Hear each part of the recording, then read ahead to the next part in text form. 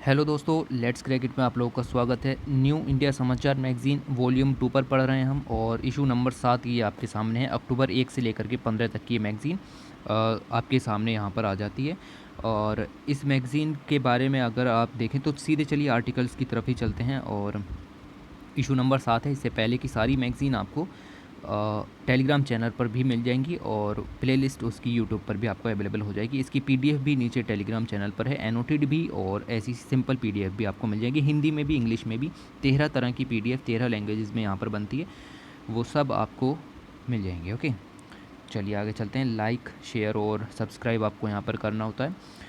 उसके बाद पहला आर्टिकल यहाँ पर शुरू करते हैं और देखते हैं कि क्या बात लिखी गई थी।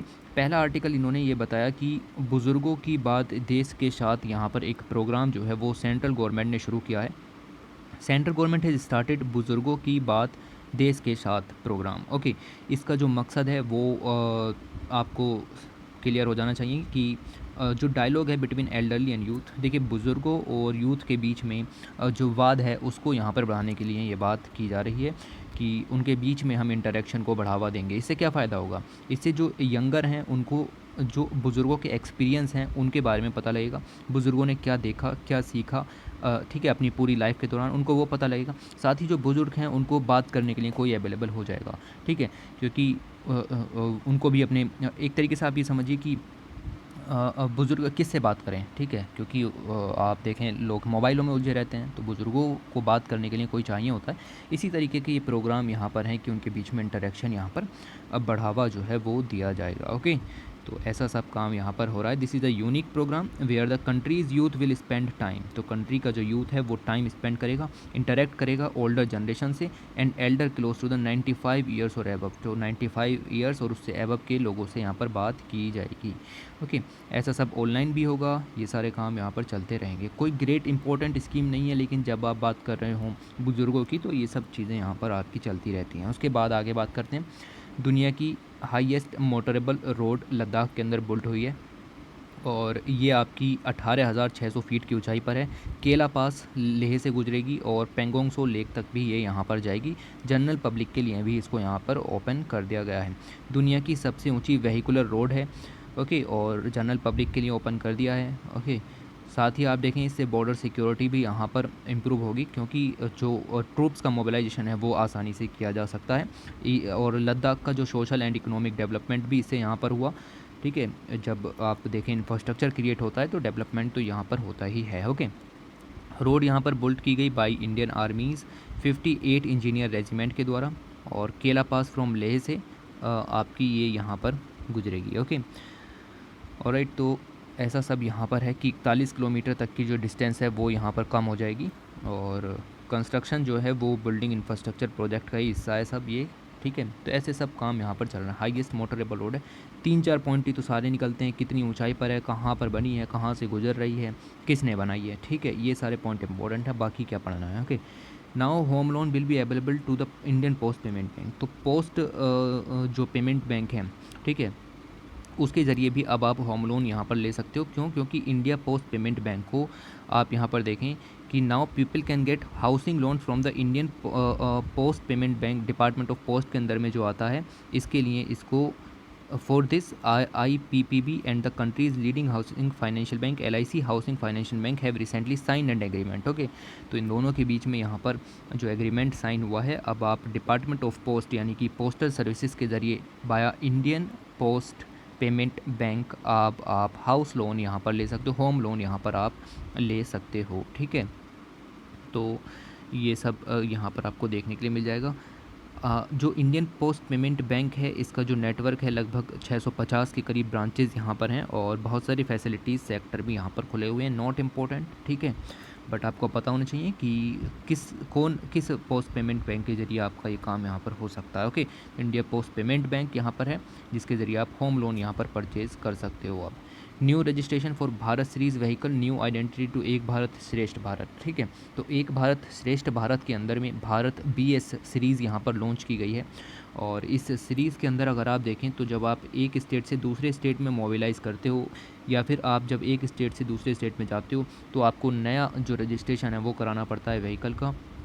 तो अब आपको इस चीज़ की ज़रूरत नहीं पड़ेगी। ओके, ये किसके लिए हैं? ये सभी डिफेंस एम्प्लॉयज़ के लिए हैं, सेंट्रल स्टेट गवर्नमेंट एम्प्लॉयज़ के लिए हैं जिनका ट्रांसफ़र होता रहता है, पब्लिक सेक्टर अंडरटेकिंग्स के लिए, प्राइवेट सेक्टर ऑर्गेनाइजेशंस के लिए भी यहाँ पर आपका यहाँ पर है। ओके, तो ये इंट्रोड्यूस किया है new vehicle Bharat series BH series और सीमलेस ट्रांसफ़र ऑफ व्हीकल। जैसे ही व्हीकल का ट्रांसफ़र होता है एक स्टेट से दूसरे स्टेट के अंदर, आपको रजिस्ट्रेशन कराना पड़ता है, लेकिन अभी ऐसा नहीं करवाना पड़ेगा। अगर आप इस तरीके की सिचुएशन में हैं कि आपको लगातार जो है वो ट्रांसफ़र होना पड़ता है, तो आप BH सीरीज़ जो है वो यहाँ पर यूज़ कर सकते हो। ओके, तो ये सब काम आपके यहाँ पर देखने के लिए मिलेंगे। Now they can register their new vehicle in BS3 so that there is no need for new registration while shifting from one state to other। जब आप एक स्टेट से दूसरे स्टेट में शिफ्ट कर रहे हो तब आपको नया रजिस्ट्रेशन कराने की कोई ज़रूरत नहीं है। आप BS सीरीज़ की यहाँ पर जो व्हीकल है उसको यहाँ पर आप रजिस्टर करा सकते हो under the BS series. Okay, तो ये सारे काम यहाँ पर है। अगर एक पर्सन दूसरे स्टेट में रहना चाहता है तो उसको 12 मंथ के लिए ही अलाउ किया जाता था, उसके बाद उसको अपने जो व्हीकल है उसका नया रजिस्ट्रेशन कराना पड़ता था। लेकिन अभी ये सब ख़त्म। BS सीरीज़ यहाँ पर आपकी देखने के लिए मिल जाएगी, भारत सीरीज़ आपकी यहाँ पर आ चुकी है। ओके, तो ये सब आप यहाँ पर याद रखो कि क्या चीज़ें चल रही हैं। उसके बाद now women will be able to join the NDA। तो जो आपका नेशनल डिफेंस एकेडमी है उसने यहाँ पर अलाउ कर दिया है वुमेंस को। Womens have been at the centre of the government policies for the last 7 years. पिछले 7 सालों से सरकार महिलाओं के लिए काफ़ी कुछ कर रही है। और अगर आप देखें तो वन मोर फ्रीडम यहाँ पर अवेलेबल कराई है। अब जो वुमेन है वो एबल होंगी for the permanent commissioned officer in the armed forces. Okay, तो आर्म्ड फोर्सेस के अंदर परमानेंट कमीशनड ऑफिसर्स के रूप में यहाँ पर तैनात हो सकती हैं। और they can now appoint as a permanent commissioned officer at the national defence academy और नेवल अकेडमी आफ्टर ट्रेनिंग। तो इन सब चीज़ों में महिलाओं के लिए जो भागीदारी है उसको यहाँ पर ओपन कर दिया गया है। Okay, so far women have recruited in only 10 non combat forces. अभी तक जो वुमेन है वो सिर्फ और सिर्फ 10, और वो भी नॉन कॉम्बैट फोर्सेस के अंदर ही रिक्रूट हो सकती थी, लेकिन अभी यहाँ पर सब खोल दिया गया है। और NDA का एग्ज़ाम जो कि नवंबर में हेल्ड होगा उसमें पहली बार जो गर्ल्स हैं वो यहाँ पर पार्टिसिपेट करेंगी। ओके, अगली स्कीम की तरफ चलें तो न्यूट्रिशियस लड्डू डिस्ट्रीब्यूशन स्कीम यहाँ पर शुरू की गई प्रेग्नेंट वुमेंस के लिए, याद रखिएगा, ठीक है। अब इस इतनी बात से ही स्पष्ट है कि न्यूट्रिशन मतलब माल न्यूट्रिशन वगैरह की या एनीमिया वगैरह की जो प्रॉब्लम्स यहाँ पर हैं उसको ख़त्म करने के लिए प्रेग्नेंट वुमेंस के अंदर ये लड्डू डिस्ट्रीब्यूशन स्कीम यहाँ पर शुरू की गई है। ओके, तो ये सब काम यहाँ पर हो रहे हैं, न्यूट्रिशन लड्डू डिस्ट्रीब्यूशन स्कीम। और गांधीनगर यहाँ पर ये शुरू की गई जो कि union home minister Amit Shah ji की पार्लियामेंट्री कॉन्स्टिट्यूंसी भी है, वहाँ से ये सब शुरू किया गया। ओके, तो 7,000 जो प्रेग्नेंट वुमेन हैं उनको यहाँ पर 15 nutritious laddoo free of cost every month provide किए जाएंगे जब तक चाइल्ड बोर्न नहीं हो जाता, ठीक है। तो ऐसा सब यहाँ पर काम हो रहा है न्यूट्रिशन को सपोर्ट करने के लिए। ओके, वैसे हमारे पास और भी बड़ी स्कीम्स यहाँ पर मौजूद हैं, पहले आपको उनको लिखना चाहिए, बाद में ये सब छोटी छोटी स्कीम्स यहाँ पर चलती रहती हैं। Pioneer of socialism in India. Socialism India के अंदर आप देखें तो नेहरू जी भी यहाँ पर लेकर के आए, और आप देखें सुभाष चंद्र बोस जी भी इन चीज़ों से काफ़ी ज़्यादा प्रभावित थे। 2 और पर्सनैलिटीज़ यहाँ पर दी गई हैं, लोकनायक जयप्रकाश नारायण और दूसरे दिए गए हैं डॉक्टर राम मनोहर लोहिया, ठीक है। तो इन दोनों के बारे में अगर हम आगे देखें तो आपको यहाँ पर पता लगेगा कि देखिए among such towering personalities Loknayak Jayaprakash Narayan and doctor Ram Manohar Lohia have a high place. JP यानी Jayaprakash Narayan made a clarion call for the total revolution. This term total revolution, ये टर्म जो है वो दी गई थी बाई लोकनायक जयप्रकाश नारायण, याद रखना, ठीक है। ड्यूरिंग द इमरजेंसी, जब इमरजेंसी यहाँ पर लगी थी इंदिरा गांधी के टाइम पर, और जो राम मनोहर लोहिया जी हैं उन्होंने जवाहरलाल नेहरू को जो है वो अपोज़ किया अपने क्वेश्चन से, ठीक है। तो ये अगेंस्ट थे जवाहरलाल नेहरू के, हालांकि दोनों की आइडियोलॉजी सेम थी, बट फिर भी आप यहाँ पर देखें तो डिफरेंसेस यहाँ पर आपको देखने के लिए मिल जाएंगे। ओके, तो देखते हैं कि क्या क्या पॉइंट्स इसके अंदर यहाँ पर दिए गए हैं। और ये बोर्न कब हुए, कहाँ पर हुए, ये आप फिर भी याद नहीं रख पाओगे अगर मैंने आपको पढ़ा भी दिया तो, ठीक है। बट कोई इम्पोर्टेंट नहीं है। ये अगर आप यहाँ पर देखें तो टोटल रेवोल्यूशन नाम की जो टर्म है वो बिलोंग करती है जेपी यानी जय प्रकाश नारायण जी से। ओके, तो ऐसा पूछा जा सकता है कि टोटल रेवोल्यूशन नाम का जो ये स्लोगन है या फिर टर्म है ये किसके द्वारा यहाँ पर जो है वो दी गई। तो ये सब जो काम यहाँ पर किए गए वो जय प्रकाश नारायण जी द्वारा किए गए। रामलीला मैदान से ये सब स्लोगन्स उन्होंने यहाँ पर दिए थे। ओके, इन्होंने आप देखें तो बहुत सारे जो इंग्लिश न्यूज़पेपर हैं उनके अंदर राइटिंग भी की, like in the free press journal, इसके अंदर इन्होंने राइटिंग की। और इनका एक फेमस आर्टिकल है that is brain of the Congress. Okay, brain of the Congress इनका आर्टिकल है। कभी कभी आर्टिकल और मैच ऑफ द फॉलोइंग में भी चीज़ें यहाँ पर पूछी जाती, कई बार जेल भी गए। ठीक है, कई बार जेल भी गए। और अगर आप यहाँ पर देखें तो 1953 में जब आज़ादी यहाँ पर हो गई, जवाहरलाल नेहरू जी ने कहा जयप्रकाश नारायण जी से कि आइए यूनियन कैबिनेट में हिस्सा लीजिए। ठीक है, कोई मंत्री पद यहाँ पर ग्रहण कीजिए, तो इन्होंने यहाँ पर मना कर दिया। ठीक है, बार बार मना किया, बार बार बुलाए गए, बार बार इन्होंने मना किया। ठीक है, अगेन डिक्लाइन।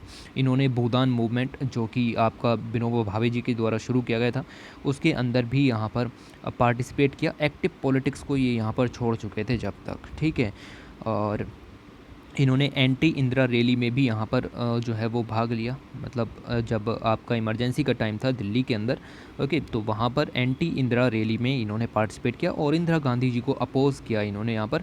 और यहाँ पर इन्होंने स्लोगन दिया टोटल रेवोल्यूशन। ठीक है, तो ये सब पॉइंट्स आप यहाँ पर याद रखोगे। ओके, उसके बाद एक और यहाँ पर इनका स्लोगन है स्लोगन ऑफ वैकेट थ्रोन। तो ये इन्होंने इंदिरा गांधी जी से कहा कि आपको देश की जो गद्दी है वो यहाँ पर छोड़ देनी चाहिए, वैकेट थ्रोन। तो अपोज़ करने वाले जो थे वो यही थे। ठीक है, ऐसा सब आपको यहाँ पर याद रखना है। थोड़ा थोड़ा याद रखो कि हाँ ऐसा भी कुछ हुआ था। जयप्रकाश नारायण जी, और अगर आप देखें तो ये इनकी मृत्यु भी यहाँ पर हो गई थी 1979 में, और 1998 के अंदर इनको भारत रत्न भी यहाँ पर दिया गया। ओके, तो ये सब पॉइंट्स भी आपको यहाँ पर ध्यान रखने हैं।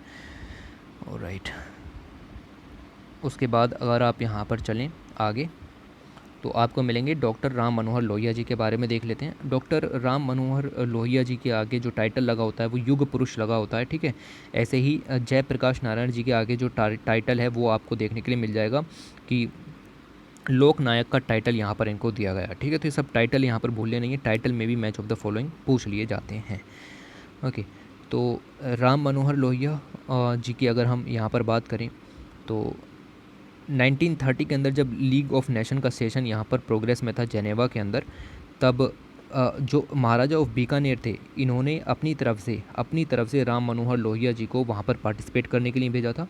और उस पार्टिसिपेशन के दौरान इन्होंने काफ़ी अच्छा जो अपना यहाँ पर कह सकते हैं कि भाषण जो है वो यहाँ पर दिया और लोगों को चेतावनी भी दी, ब्रिटिशर्स को चेतावनी भी दी।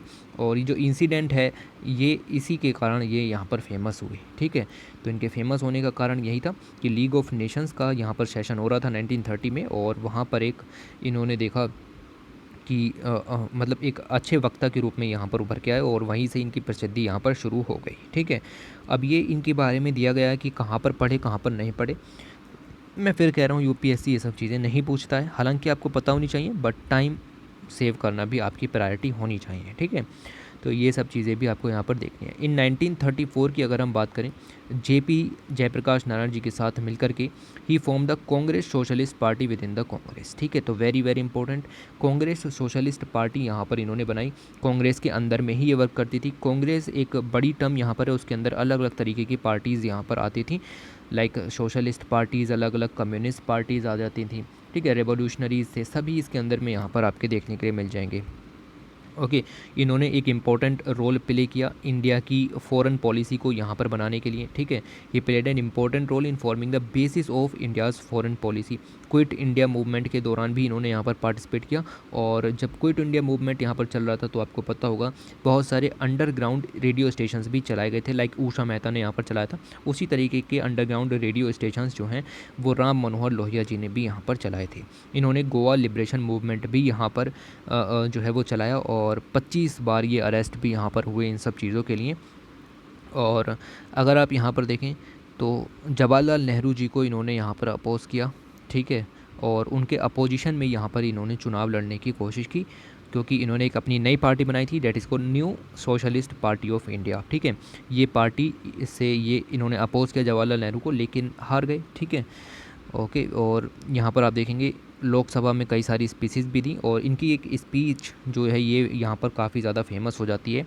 ये स्पीच की अगर हम बात करें तो लिखा हुआ है, while shedding light on the condition of citizen he said that according to the planning commission 60% of the people in country which is 27 crore of the population are living on 3 annas per day. इन्होंने ये बात कही कि country के अंदर जितने भी लोग रह रहे हैं उनमें से 27 करोड़ लोग ऐसे हैं जो कि एक दिन का सिर्फ 3 आना यहाँ पर कमा रहे हैं। आना एक इकाई थी। ठीक है, और आप यहाँ पर देखें एग्रीकल्चर लेबर जो है वो सिर्फ 12 आना 1 डे कमा रहे हैं, और टीचर जो है वो 2 रुपये यहाँ पर कमा रहा है।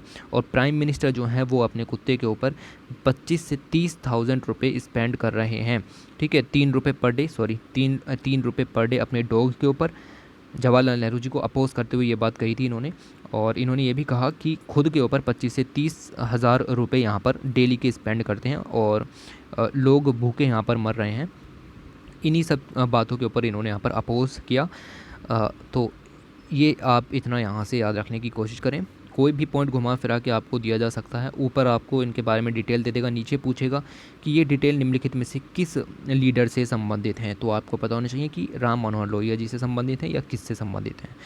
1967 में इनकी यहाँ पर डेथ हो गई। ठीक है, उसके बाद आगे चलें तो आगे आपको देखने के लिए मिलेगा, India emerge as a hub of defence export. Defence export को बढ़ावा देने में मैंने अभी आपको इसकी पिछली वीडियो में भी बताया था कि कितना ज़्यादा एक्सपोर्ट हम यहाँ पर कर रहे हैं। लगभग 7 गुना से हमारा जो एक्सपोर्ट है वो यहाँ पर बढ़ गया है। ओके, और अगर आप देखें तो आपको पता चलेगा कि अलीगढ़ की विज़िट पर जो प्रधानमंत्री आपके नरेंद्र मोदी जी हैं वो उत्तर प्रदेश के अंदर अलीगढ़ वहाँ पर गए, विज़िट की उन्होंने 14 सितंबर को, और इन्होंने देखा कि डिफेंस कॉरिडोर की क्या प्रोग्रेस चल रही है। और यहाँ पर राजा महेंद्र प्रताप सिंह जो कि एक लेजेंडरी फ्रीडम फाइटर थे, उनके नाम से यूनिवर्सिटी भी इन्होंने यहाँ पर बनाई। ठीक है, तो जस्ट 1-2 पॉइंट यहाँ पर देखते हैं। 2 डिफेंस कॉरिडोर इंडिया के अंदर बन रहे हैं। एक डिफेंस कॉरिडोर आपको उत्तर प्रदेश में मिल जाएगा, दूसरा आपका तमिलनाडु के अंदर यहाँ पर है। तो द डिफेंस इंडस्ट्रियल कॉरिडोर जो उत्तर प्रदेश के अंदर है वो 2018 में अनाउंस किया गया था। ओके, और डिफेंस प्रोडक्शन के अंदर कंट्री आत्मनिर्भर बन सके उस क्षेत्र में यहाँ पर ये कदम उठाया जा सकता है। इस डिफेंस कॉरिडोर के 6 नोड्स हैं, मतलब 6 मेन जगह उनको यहाँ पर जोड़ा गया है। नाम है आगरा, कानपुर, चित्रकूट, झांसी, लखनऊ एंड अलीगढ़, कानपुर, आगरा, चित्रकूट, झांसी, लखनऊ। ठीक है, तो ये 6 नोड आपको यहाँ पर देखने के लिए मिल जाएंगे, और इसके लिए नई नई जो लैंड है उनका अलॉटमेंट भी किया जा रहा है। ओके, तो ऐसा सब एल शेप का ये कॉरिडोर यहाँ पर है। मेक इन इंडिया को भी बढ़ावा मिलेगा, आत्मनिर्भर भारत को भी इसके अंदर बढ़ावा मिलेगा, और बहुत सारी जो इंपॉर्टेंट सिटीज़ हैं उनको भी कनेक्ट किया है। जैसा कि मैंने आपको बताया कि 6 नोड्स यहाँ पर बनाए गए हैं। 2022 तक 10,000 करोड़ रुपए यहाँ पर इसके अंदर खर्च किए जाएंगे। राजा महेंद्र प्रताप सिंह स्टेट यूनिवर्सिटी अलीगढ़ के अंदर इन्होंने यहाँ पर बनाई, एजुकेशन हब के रूप में इसको यहाँ पर तैयार किया जाएगा। ओके, तो अलीगढ़ के अंदर राजा महेंद्र प्रताप सिंह इन्होंने जो गर्ल एजुकेशन है या फिर आप देखें एजुकेशन को बढ़ावा देने के लिए काफ़ी अच्छा काम किया था राजा महेंद्र प्रताप सिंह जी ने, और उन्हीं की याद में जो ये आपकी यूनिवर्सिटी है वो यहाँ पर बनाई गई है। ओके, तो बहुत सारे गुरुकुल्स हैं, महाविद्यालय हैं, उन सभी के लिए इन्होंने लैंड भी यहाँ पर दी थी राजा महेंद्र प्रताप सिंह जी ने, ताकि यूनिवर्सिटीज़ यहाँ पर बन सकें। ओके, और इन सभी के चलते यहाँ पर इनकी जो मेमोरी में एक यूनिवर्सिटी यहाँ पर तैयार की गई है। इसके अंदर स्किल सेंटर भी यहाँ पर बनाए जाएंगे, और ई लर्निंग पार्क्स वगैरह, आर्ट लेबोरेटरीज़ भी हैं, इंक्यूबेटर्स भी हैं, यानी स्टेट ऑफ द आर्ट यहाँ पर आप कह सकते हो कि जो यूनिवर्सिटी है वो यहाँ पर तैयार होगी। ठीक है, तो ऐसा सब काम यहाँ पर होगा, और नेशनल एजुकेशन पॉलिसी को ध्यान में रखते हुए वो सारे फीचर जो कि आपके नेशनल एजुकेशन पॉलिसी के अंदर लॉन्च किए गए, लाइक एकेडमिक क्रेडिट वगैरह, ठीक है, वो सारे सिस्टम भी इसके अंदर जो है वो लॉन्च किए जाएंगे इस यूनिवर्सिटी के अंदर, और ये आपका इतना आपको यहाँ से याद रखना है। ठीक है, उसके बाद ये आपके 6 नोड मिल जाएंगे, लाइक अलीगढ़, लखनऊ, झांसी, कानपुर, चित्रकूट, आगरा। ये डिफेंस कॉरिडोर जो बन रहा है इंडस्ट्रियल कॉरिडोर, उसके 6 नोड्स यहाँ पर आपको मिल जाएंगे। ओके, तो ये सब चीज़ें आप यहाँ पर याद रखो। इनके कुछ निकनेम दिए गए हैं, जैसे लखनऊ है तो उसको modern infrastructure and connectivity city कहा जाता है। झांसी जो कि एक रिपेयर एंड ओवरहॉलिंग इंडस्ट्री के रूप में उभरा हुआ है। कानपुर है, वर्ल्ड क्लास लेदर यहाँ पर मिलता है। चित्रकूट है यहाँ पर आपका जो एम्यूनिशन और अदर डिफेंस इक्विपमेंट बनाने के लिए काफ़ी ज़्यादा इंपॉर्टेंट सेंटर है। आगरा की बात करें तो largest cluster of leather India के अंदर आगरा मिल जाएगा, ठीक है। तो ऐसे सब काम भी यहाँ पर हो रहे हैं। उसके बाद आगे बात करें तो सरदार धाम की बात यहाँ पर हुई है, ठीक है। Sardar Dham shaping the future of India. Sardar Dham आप देखें तो इस तरीके का एक इंस्टीट्यूशन है और अहमदाबाद गुजरात के अंदर यहाँ पर खोला गया है। और अगर आप यहाँ पर देखें तो जो वीकर सेक्शन है सोसाइटी के, उनके सोशल और एजुकेशनल अपलिफ्टमेंट के लिए ये जो इंस्टीट्यूट है वो यहाँ पर तैयार किया गया है। नरेंद्र मोदी जी ने इसको खुद इनॉग्रेट किया सरदार धाम भवन को, और भूमि पूजन भी इसका यहाँ पर किया। ओके, तो ये सब काम यहाँ पर हुए। Not important, not greatly important, but ठीक है, किसी भी पेपर में 1 लाइन में आ सकता है। उसके बाद इकोनॉमिक डेवलपमेंट से रिलेटेड कुछ चीज़ें दिखाई गई थी। लाइक आप देखें तो इंडिया की हिस्ट्री में पहली बार ऐसा यहाँ पर हुआ है। This is the first time in the history that India's GDP growth rate has crossed 20% in a quarter. एक क्वार्टर के अंदर इंडिया की जो GDP है, क्वार्टर का मतलब समझते हैं एक साल, उसको यहाँ पर आप 4 हिस्सों में बांट दीजिए। अप्रैल से जून 2021 की मैं बात कर रहा हूँ, ठीक है। ख़त्म हो चुका है अप्रैल से जून 2021, तो उसमें हमारी जो 20% से ज़्यादा GDP ग्रोथ देखने के लिए मिली है इंडिया की। यूएस की कितनी रही? 6.5%। हमारी कितनी रही? हमारी 20.1% GDP ग्रोथ देखने के लिए मिली है। आप देखें इस वाले क्वार्टर के अंदर, अप्रैल से जून के अंदर, ठीक है। तो सब छोटे छोटे पॉइंट हैं। और अगर हम देखें इंडिया के बारे में, सिर्फ इंडिया के बारे में देखें तो अप्रैल से जून और इससे पीछे और इससे जो आंकड़े यहाँ पर हैं अप्रैल जून 2020-21 के हैं, और ये जो मैं बात कर रहा हूँ, ये बात कर रहा हूँ अप्रैल से जून 2021-22 की, ठीक है, यानी कि ये वाला। तो आप देखोगे कि ये सब कोरोना फेज़ है, ठीक है। कोरोना फेज़ में यहाँ पर आप देखो तो उससे पहले भी मंदी चल रही थी, GDP कम ही थी। उसके साथ साथ आप देखें तो यहाँ पर बिल्कुल डिप हो गया, ठीक है। ये वही टाइम है जब कोरोना यहाँ पर भारी प्रकोप में था। उसके बाद निगेटिव ग्रोथ थोड़ी थोड़ी उठनी शुरू हुई, और थोड़ी थोड़ी उठने के साथ आप देखें ये हो गया। अब ये जो शेप मैंने ब्लू कलर से बनाई है, what is this? This is V, ठीक है, दिस इज़ V, ठीक है। तो इस तरीके की, जब इस तरीके से हो कि GDP पहले गिरी और फिर यहाँ पर उठी, ठीक है, यहाँ से आपकी गिरी नीचे और फिर यहाँ से ऊपर उठी, तो ये एक तरीके से V शेप बन गया। कैपिटल जो V होता है आपका अल्फ़ाबेट के अंदर, वो बन गया। तो इसको कहा जाता है V शेप रिकवरी, ठीक है। तो GDP के अंदर V शेप रिकवरी यहाँ पर है। ये बात इकोनॉमिक सर्वे ने भी यहाँ पर बताई थी, और ये आप इस ग्राफ से भी समझ चुके होंगे, ठीक है। ये सब काम आपको यहाँ पर ध्यान में रखना है। उसके साथ पर्टिकुलर सेक्टर के अंदर कितनी ग्रोथ हुई, कितनी नहीं हुई, जैसे अप्रैल जून पिछले साल और अप्रैल जून इस साल, तो कितनी ज़्यादा ग्रोथ हुई। पिछली बार 4.52% की ग्रोथ हुई थी, लेकिन इस साल ग्रोथ यहाँ पर हुई है। मैन्युफैक्चरिंग सेक्टर के अंदर भी अगर आप देखें तो ग्रोथ में जो है वो कमी देखने के लिए मिली है, ओके। तो माइनस में ग्रोथ रही है। लाइटनिंग, गैस, वाटर सप्लाई इसमें काफ़ी अच्छी हुई है, ओके। सॉरी, ये उल्टा डाटा है, ठीक है। ये 2021-22 का, ये अब का डाटा है। एक मिनट, ये कंफ्यूज हो गया इधर सब, ठीक है। ये आप डाटा को थोड़ा सा दोबारा से देखिए। ये अप्रैल जून इस साल का डाटा है, 2021-22 का लेटेस्ट डाटा, ठीक है। मैं यही तो कहूँ कि आखिर ये ग्रोथ नेगेटिव में कैसे चली गई, ठीक है। ये आपका अप्रैल जून 2020-21 का डाटा है, यानी कि पिछले साल का डाटा है, ठीक है।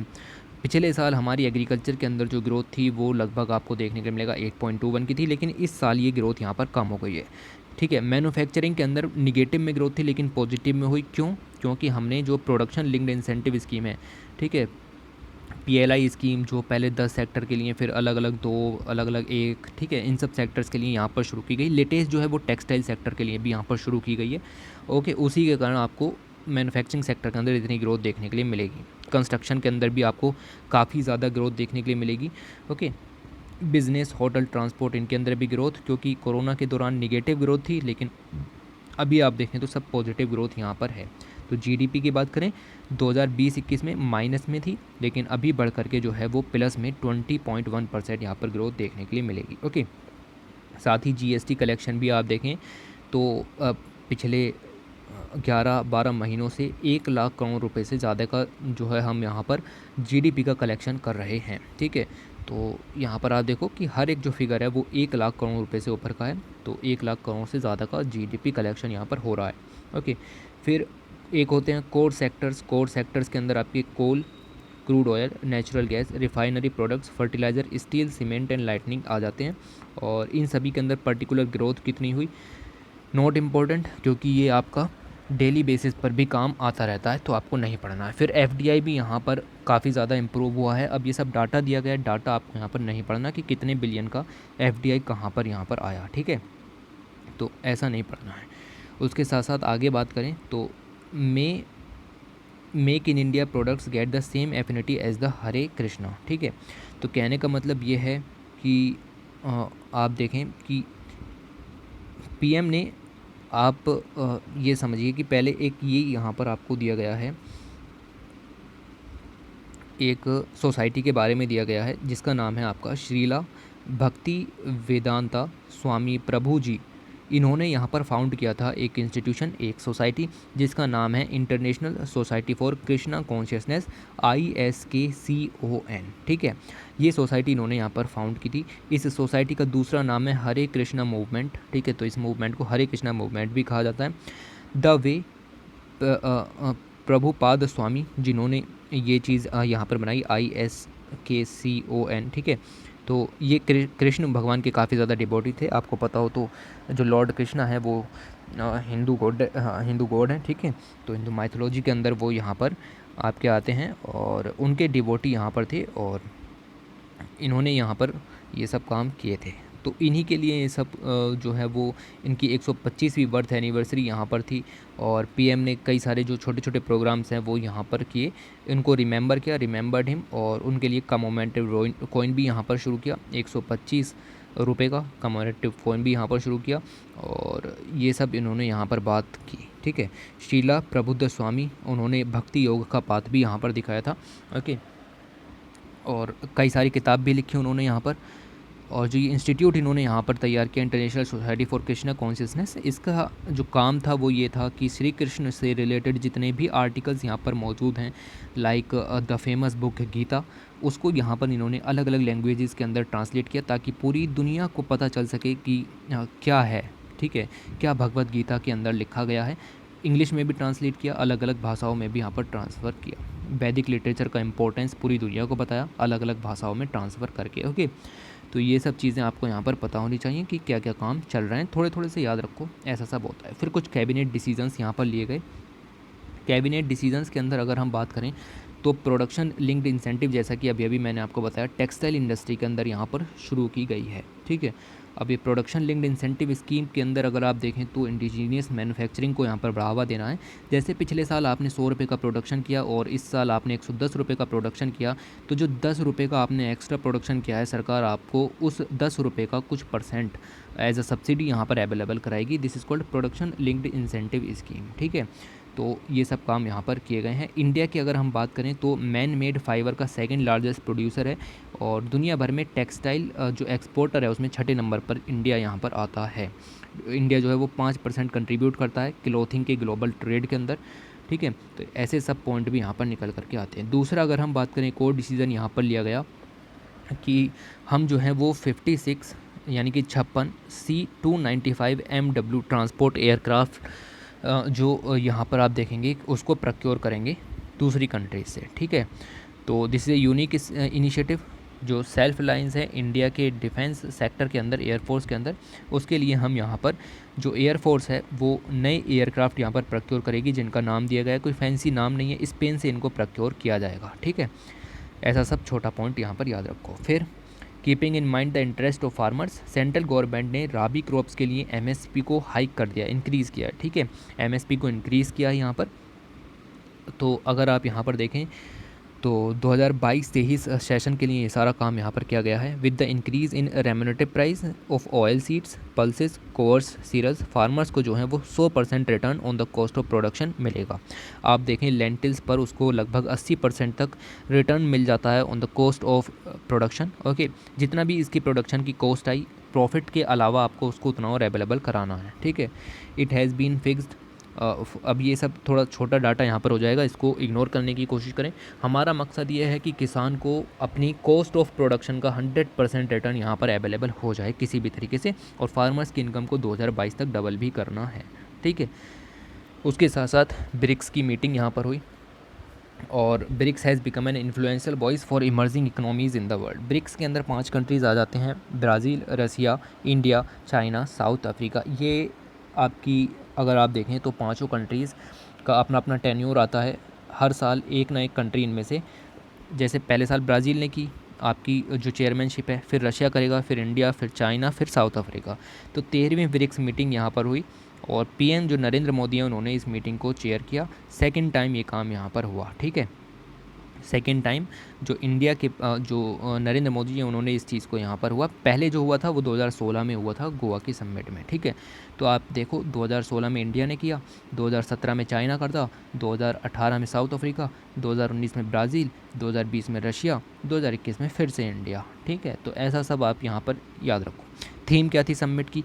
समिट की थीम थी sustainable solidarity and cooperation for consciousness, ठीक है।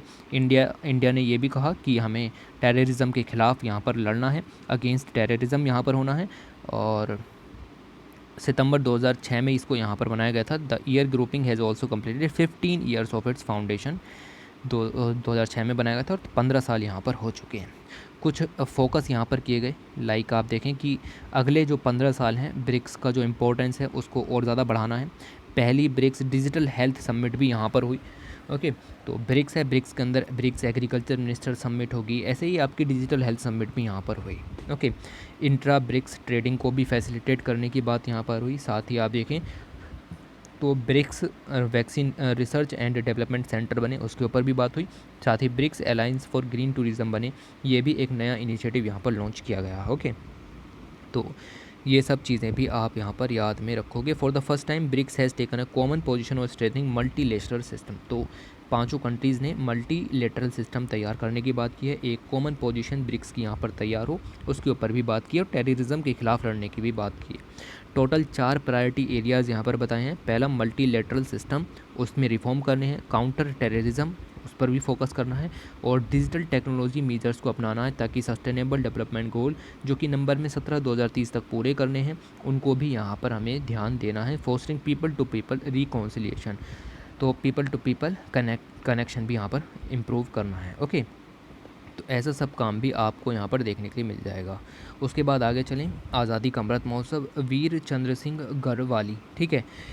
इनके बारे में अगर हम बात करें तो ये भी आपके स्वतंत्रता सेनानी थे, और ये बेसिकली आप देखें तो अंग्रेज़ों की तरफ से वर्क करते थे।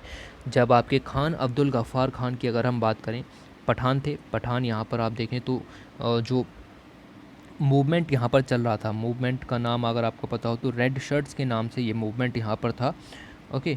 और इनको ऑर्डर दिया गया ब्रिटिश गवर्नमेंट के द्वारा कि जितने भी पठान्स हैं उन सभी को ओपन फायर के ज़रिए आपको ख़त्म करना है, लेकिन इन्होंने मना कर दिया। He refused to open fire on unarmed Pathan in Peshawar fighting for the freedom of the country में फ्रीडम के लिए जो पठान्स हैं आपके in the area of Afghanistan nowadays, ठीक है। तो वहाँ पर आपके जो हैं वो ये विद्रोह कर रहे थे। ब्रिटिशर्स ने ऑर्डर दिया इनको, वीर चंद्र सिंह गढ़वाली को, कि भाई ओपन फायर करो। इन्होंने मना कर दिया कि हम नहीं करेंगे, ठीक है। तो इस तरीके से under the leadership of Khan Abdul Ghaffar Khan, सीमांत गांधी भी इनको कहा जाता है, फ्रंटियर जो गांधी इनको यहाँ पर कहा जाता है, ठीक है। और इन पर गोली चलाने से इन्होंने मना कर दिया। तो ये भी एक तरीके के आप देखें तो जो स्वतंत्रता सेनानी है वो यहाँ पर हुए, ठीक है। तो इतना आप यहाँ पर याद रखो, बाकी आप इससे आगे मुझे नहीं लगता आपको इसमें कुछ याद रखने की ज़रूरत है, ठीक है। तो इन्होंने अपनी देशभक्ति दिखाई, इन्होंने दिखाया भाई ठीक है हम आपकी तरफ से काम करते हैं, लेकिन हम भी आपके जो हैं वो हिंदुस्तानी हैं, और इस तरीके से गोलियां यहाँ पर नहीं चलाएंगे। After the Peshawar revolution he gained popularity, उसके बाद इनको पॉपुलैरिटी देखने के लिए मिली। इनको hero of the Peshawar revolt भी यहाँ पर कहा जाने लगा, और it is believe date Mahatma Gandhi ने ही इनको गढ़वाली का जो टाइटल है वो यहाँ पर दिया था, ठीक है।